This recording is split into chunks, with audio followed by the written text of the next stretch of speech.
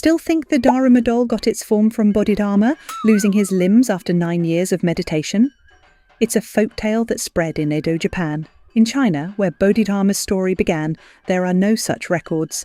He is also said to have left the Yijin Jing, a system for strengthening the body, not abandoning it. Can you imagine such a person sitting until his body failed? It doesn't quite hold. So, where did the Daruma doll actually come from? We can look at it from 2 directions, its appearance and its body. The image of Bodhidharma we recognise today took shape after the Southern Song dynasty, with the rise of Zen ink painting. He was depicted as a hooded foreign monk with wide, piercing eyes and a full beard. His red robe was formalised around the Ming dynasty, reflecting his status. This image was repeated over centuries, became standard in Zen temples and travelled to Japan. Now, the body. It comes from a wooden toy called huzi, used in drinking games in Sui and Tang, China. These figures were shaped like Hu people and designed with a light top and a heavy base. They were placed on a tray and set spinning. Whomever it pointed to had to drink. But here is the key. When pushed over, they always returned upright. Because of this, they came to symbolise endurance and longevity.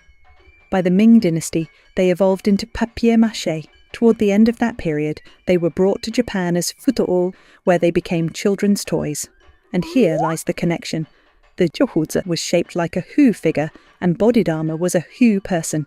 The two then merged in the Edo period. In 1783, the eruption of Mount Asama caused widespread famine and hardship. To support struggling farmers, the 9th head priest of Daruma temple, Togaku, used Tokoshin Etsu's one-stroke image of Bodhidharma to carve wooden moulds. He then taught local craftsmen to produce papier-mâché Daruma dolls. These were sold at the Nanakusa festival, where they were well received and became an important source of local income.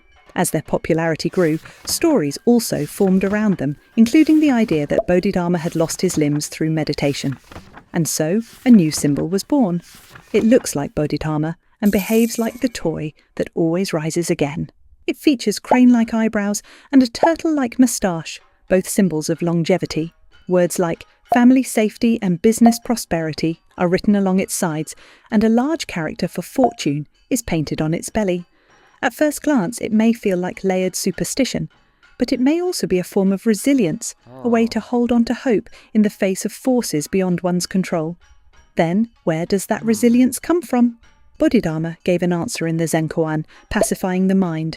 When Huike asked him for guidance, saying his mind could not find peace, Bodhidharma replied, "Bring me your mind, and I will pacify it."